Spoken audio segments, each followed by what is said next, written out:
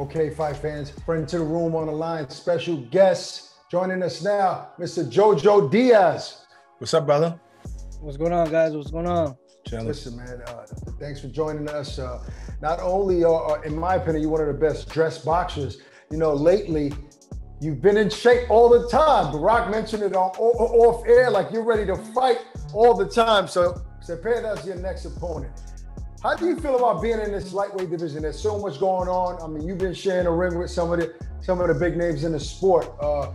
What's your goal for the next 3 fights? I want to talk about that right away. I know Cepeda is October 29th, and I know you don't want to look past him, but you are one of the biggest names at 135. What's after that?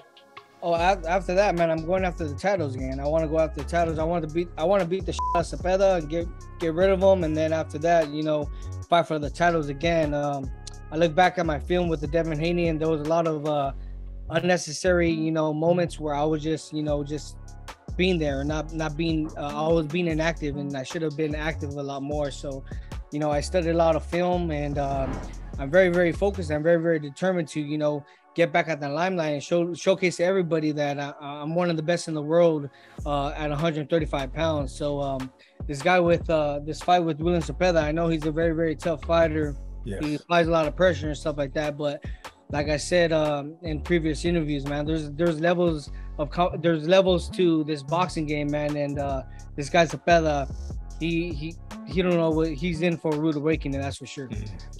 All right, so I mean, think about what I think about is that I just asked you what's your end goal, and you named that you want title shots. Obviously, you want to get back into contention with the titles. So does that mean it's hard for you to get motivated for a fight like this with Cepeda? Oh no, absolutely not. I mean, I've been out of the ring for almost about 10, 11 months now. So I'm extremely motivated because I know I've been watching a lot of, you know, fighting, and I've been watching a lot of these fighters, you know, compete. And like, what fights have you been watching? Just all the fights, man. Like Gervonta Davis. I've been watching, you know, all these freaking Devin Haney and Gambosis. I've been watching all these great fights. Andy Ruiz and Luis Ortiz. Yes. And these fights, man, they motivate me a lot more. They motivate me a lot more to realize that, man, I can compete with these. Like even Ryan Garcia, his last performance with Javier Fortuna, it was a really, really great performance. But I know that I belong on those stages, and I know I still need to, you know, compete and still need to, you know, be on that platform. So I just been, you know, being in the lab and just working and grinding, making sure that I'm just sharpening up my tools, making sure that I'm just, you know, progressing and not just, you know, doing things like how I used to, man. I'm taking this sport a lot more serious because I know what I'm capable of doing. I just got to do it now. So I'm just extremely motivated, and I just can't wait until I get back inside that ring. You know, you mentioned Javier Fortuna and Ryan Garcia. There was some criticism I seen online on the internet. People saying that he got him out of there in a few rounds. You couldn't get him out of there, but you actually looked really good in that fight. Is it about styles where just sometimes the style meshes well, or maybe he's not the same Fortuna that faced you? What's your take on the hate you got about that? At the end of the day, man, I thought I did an excellent job with Javier Fortuna. Javier Fortuna, he was ready. He was well prepared going into the fight with me. With the Ryan Garcia fight, you could tell that he wasn't as in shape as he was with my fight. He was a little more flabby. He didn't make weight. You could tell that he wasn't as aggressive because he was more conservative with the shots because he didn't want to, you know, get tired or get drained. But all hats off to Ryan Garcia. He performed well. He did exactly what he needed to do, you know, and executed the game plan well with the check hooks, with not letting him, you know, be able to throw those punches in bunches. He was able to create his distance and make sure that his timing and his shots were landing before Javier Fortuna's. But like I said, it wasn't the same Javier Fortuna that I fought. I could tell right away by his flabbiness and everything, but still hats off to him. Yeah, he definitely looked out of shape. And you sound very motivated. You sound excited. You sound different. because you're able to give compliments to other guys who you're not really cool with because you're in love with that sport again. And that's a beautiful thing. If you can go back and look at one of your performances and say, that's the JoJo I need to be able to beat these guys in my division, which performance would it be? Tevin Farmer. The Tevin Farmer fight. I need to have that will, and I need to have that aggressiveness with my punches, and me just, being able to overwhelm these guys. With the Tevin Farmer fight, that's what I was doing, man. I was not letting him, set. I wasn't letting him dictate his pace. I was just on his ass, and I was applying a lot of pressure, throwing a lot of shots, countering him right when he wanted to throw. And that's what I need to do with this weight class and with this division. I just need to overwhelm these guys with my conditioning, and not only my conditioning, but my smartness in the ring. I'm a very, very smart, intelligent fighter when I want to be. I just tend to, get comfortable inside the ring sometimes, where I just let my guards up and let my hands up and let these guys, throw at me like I'm a punching bag, when in reality I could be moving around and creating angles, getting my distance, so that way I can overwhelm them. So it's all about just thinking a little more inside that ring now. Yeah, you talked about being aggressive, and I think in the Devin Haney fight, you showed spurts of that. There were moments in that fight that you were that same guy you were with Tevin, but there was just a lot of time in between those moments. And I'm thinking about the crowd that day and the Golden Boy family out there. I know there was once upon a time you were vocal about not really being completely happy. Are you happy now with the Golden Boy team, the promotional company, the network you're fighting on? Do you feel like they're behind you the way they should be? I mean, I'm extremely happy with DAZN. I'm thankful that DAZN's giving me the platform that I need to be, and I'm very excited that I'm getting the main event with this guy William Zepeda.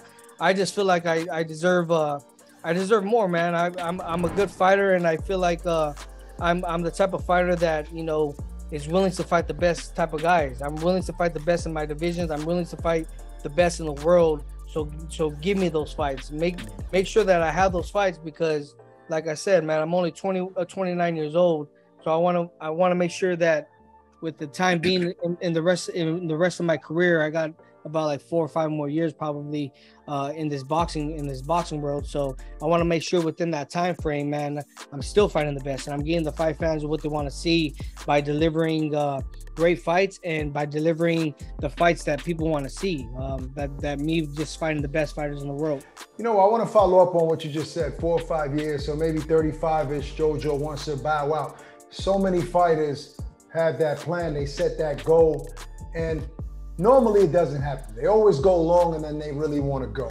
How do you structure the rest of your career and execute that? What does JoJo have? What's your quota? What do you have to do by then to be able to bow out? It's all about, setting a foundation, not only for myself, so that way, I don't have to fight for money. I don't have to fight for me making a living off of fighting. I got to, make the right investments, not only for myself, but for my son as well. So that way I can have, income coming in, so I don't have to be relying on just fighting. So that's what I'm continuing to do right now. But also, making sure that I'm plotting, and I'm making sure that I'm doing everything right that I need to do, so I can execute where I want to be. And that is just, with the right preparation, the right training. Now that I got this main event on October 29th with DAZN, it's about, putting on a great show, beating the this guy Cepeda, and then, going after another major fighter, and just, giving everything that I got in the sport of boxing by, taking the right nutrition, taking the right vitamins, getting the right rest, getting the right recovery, and just, locking in for these next 5 years. So that way I could fight the best, and I could fight at the elite level, and, make as much income, not only for myself, but for my family. So that way I don't have to, when I'm 38, 39 years old, man, I don't gotta, come out of retirement and have to fight like me.